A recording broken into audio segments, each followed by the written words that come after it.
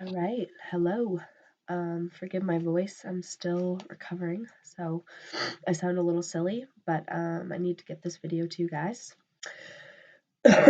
So, welcome to Carb Cycling 101. I hope you're excited. I am. So if you have not read the ebook, stop watching this video, go read the ebook, and then come back.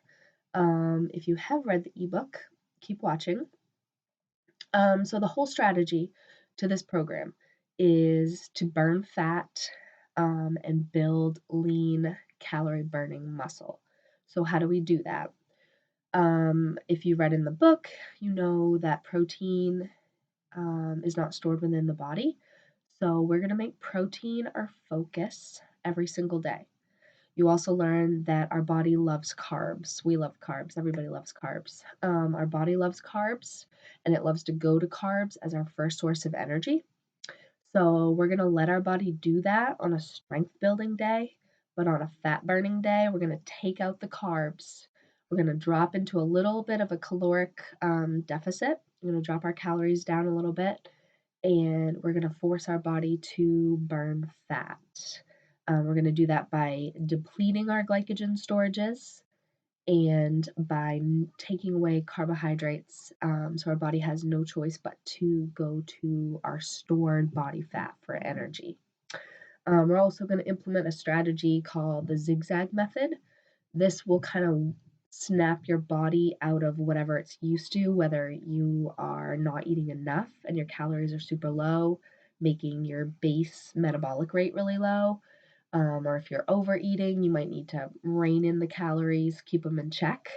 So to build muscle, we actually need calories. We need more than what our base metabolic rate is, plus our activity, because the muscle growth comes from calories. So on those days, we're going to bump up our calories, and on our fat burning days, we're going to go below. So it's going to zigzag up and down. So just to recap, we're going to bring in carbs on a strength building day because we're going to fuel with carbohydrates so that our body has a readily available source of energy. We're going to crush a workout. We're going to kind of use up those carbs that we fueled with.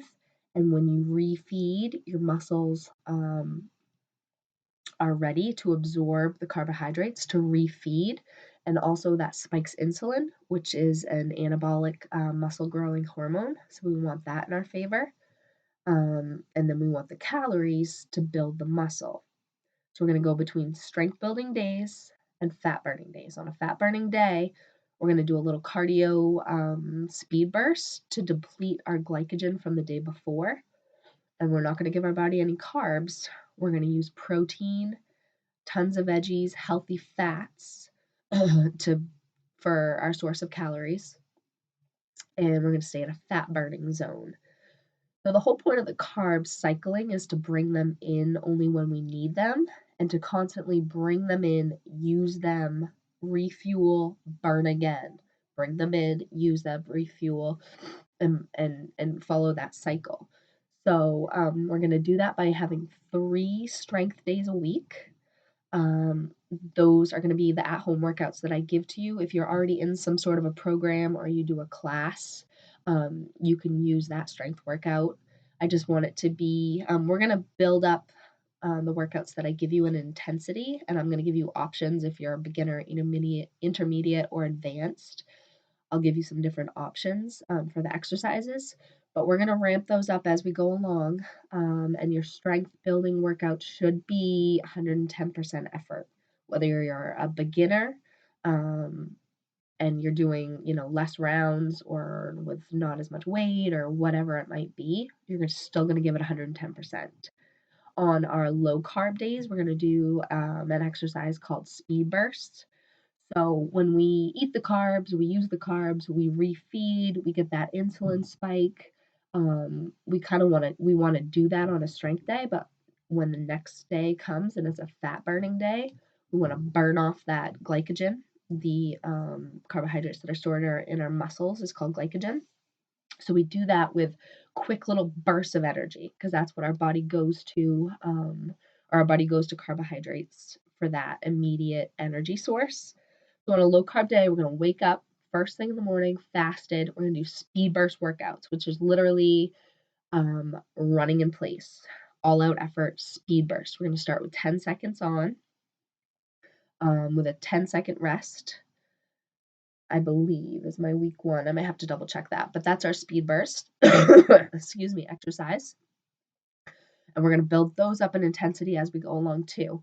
But we're going to do that fasted first thing in the morning after a strength day workout, deplete the glycogen, and then we're going to stay in fat burning for the day. So that is our mindset. We're bringing in the carbs when we need them. We're leaving them out when we're in fat burning mode, and we're literally going to go, is today a strength building day, or is it a fat burning day? I've created a worksheet for you. You're not required to fill this out week 1. This is prep week. So I just want you to get the mindset behind what we're doing. But this is the worksheet. I've posted the link. You're going to print this out each week. And this is part of your accountability. I want you to plan out your week. You're going to plan out your workouts. It has each day has an option. Monday, are we in a strength building day, muscle building day, or are we burning fat? You're going to circle it. You're going to put your workout for whatever it is, which I'll already have given you for the week. You're going to plan out your foods accordingly. And then at the end of the day, you have a check-in. You're going to write down your macro breakdown and your calories. So that brings me to my next point. How are we tracking all this? I need you to download an app called MyFitnessPal, either on your phone or your iPad or computer. It's a free app from Under Armour. It's blue, MyFitnessPal. I want you to download that and get your settings set up. You do your gender, your height, your current weight. We're going to set it at lightly active, and we're going to set it at half a pound of weight loss per week. Okay, those are the settings I want you to have in MyFitnessPal. That's going to kind of give us our base calorie rate, and from there we're going to zigzag up or we're going to zigzag down. And when I say zigzag, it's a 10 to 15% of those calories is the amount that we go up. So if it put you at 1500, 10% is 150. On your strength building days, you're going to be around 1650 calories. And on your fat burning days, you're going to be around 1350 for your calories. So we're going to zigzag up and down from that base rate that MyFitnessPal app is going to give you. So I want you this week to play around with this. I want you to track one day that's kind of your normal day, how you normally eat. Do not add in your workouts into MyFitnessPal. It will totally mess up your calories. Do not do that. Only track your foods. So I want you to track just a normal day, how you normally eat, and we're going to analyze that. You're going to be like, oh my gosh, I don't eat enough protein, or my carbs are out of control, or my fats are out of control. It's just kind of a starting point to see where we're at on like a normal day, how you would normally eat. I want you to do at least one normal day of tracking this coming week, this prep week. And then I want you to try a low carb day. Now, a low carb day is so every day we're going to make protein our focus. We're going to get micronutrients from veggies, and then we're either going to pull in carbohydrates or we're going to pull in fats. So on a low carb day, we're going to pull in fats.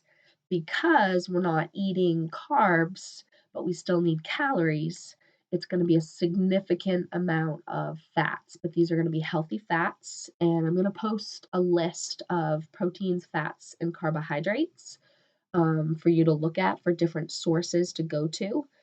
But that's kind of part of the process. I'm not going to tell you what to eat. I want you to kind of learn what you're already eating, what's in it, where it needs to go, and then pull from other sources as we go along to give you some variety and to get you on track to where you need to be. So when we do a low carb day, actually, when you set up your macronutrients in here, it'll have the option to change the percentages. So we're tracking fats, proteins, and carbohydrates. Okay, so these are the percentages breakdowns. It will, if you go into, there's a little plus button. That's how you add your foods in. So if you add plus and you add food and you go breakfast and you say you had a piece of toast with butter and an egg, and you add that in. It's a little bit tedious to do this process in the beginning, and believe me, I fought food tracking for so long. It's annoying. It's tedious, but it is completely eye-opening and it is huge for accountability and goals. Like you have to do this to figure out your starting point and to gain the knowledge about food that you need to. And this program will do that. So it's a little bit tedious, but once you enter something, it's always there. So know that. It will, pop up breakfast even items you can pull from there. There is a barcode scanner right up here. You can click on that and you can literally anything with a barcode, you can scan it. So that's huge. And I haven't found anything that I haven't been able to scan. So once you enter everything in, you go under more nutrition and it will give you your macro let's see if you can see that it's too bright. It'll give you a macro pie chart and I'm going to post some example pie charts. But when you go in your settings, I want you to set your basic macros at 50% carbs, 20% fat, and 30% protein. And that's going to give us our carb day macros, which we're watching the macros on a strength building day. On those days, we're bringing in the carbohydrates because we want to hit our protein, we want to hit our carbs, and we want to keep our fats really low at around 20% or less. On a fat burning day, we're not concerned with the macro so much as hitting protein and keeping our net carbs. So your total carbs minus your fiber is your net carbs. And that's what we're track on a low carb day. And our goal is to stay under 50 net carbs. So that's why I want you to do a test low carb day this week, because it's a little bit challenging. You have to plan ahead. Um, like you're going to see how many carbs are in fruits, vegetables, what are your lower carb options for veggies, that type of thing. So I want you to do a test day and get familiar with MyFitnessPal app. So you enter things in. It's going to adjust your macros as you go along. So if you really want to test out a day, it's best to go ahead and enter it in prior, see where you're at, and then you can adjust accordingly. But this week is just getting familiar with MyFitnessPal. Um, and you don't have to do the worksheet this week, but if you do want to play around with that too to try to plan out your week a little bit and do your test days, you can do that. Um, So that is the strategy, okay? You're waking up and you're saying, today I'm either building muscle or I'm burning fat. You have a game plan for the day, you know your workout. It's either your at home strength workout or your speed burst cardio workout. Every day you're going to track your foods. You're going to take a screenshot of your pie chart of your macros, screenshot it, post it for the day, okay? Next week, when I bring in the worksheets, you're going to have to post a screenshot of your worksheet that was filled out for the week as double accountability. I didn't have the worksheet done or as a part of the process for my test group, and I think that I totally should have. I think this is going to be huge. This is your planner for the week. This is your check in. So each day you check in and then you have documentation of like, oh, I hit my macros, I hit my calories, that was an awesome day, my protein was on point, that was awesome. You could take that day and plan it ahead for the next week. Okay, so this is going to be like an analyzation of everything that we did for the week, what worked, what didn't work, and then you can transport that into the next week. Um, so that's kind of where we're at this week. MyFitnessPal app needs to be downloaded. Your settings need to be appropriate, lightly active, half a pound per week. You're going to pick just a normal day, how you normally eat, and you're going to track your foods, and then you're going to look at it and analyze. Give me some feedback. You can post it and be like, what does this mean? Where am I at? We can work on it together. I want you to do one low carb day. So on your low carb day, you're going to drop down your calories from your base point 10 to 15%. 10 if you're a little less aggressive, 15% if you're a little bit more aggressive towards your fat loss. And then our goal is to get under 50 net carbs. And then your protein and fats are going to be very high because that's where we're getting our calories from. Your macro chart's going to look way out of whack on that day. It's going to be more like 40% protein, 40% fat, 20% carbs, which is totally fine. Um, People get really scared when their fats are through the roof, and MyFitnessPal app will actually give you some warnings, but that's okay because we're bringing in fats on that day. The next day, we keep our fats down super low. So it evens out across the board. We're just going to have higher fat days. Our strength building days, we like to keep our fats super low because we're going to carbohydrates for energy and refeeding those muscles. When you're doing strength building exercises, your body doesn't utilize fat, so we don't want to give it fat on a day that we're not going to use it. And that's the whole purpose is we fuel with either fats or carbohydrates. We use them through because we're working out with a focus and a purpose. We refeed and then we go through this cycle. Carbs are in, carbs are out, calories up, calories down.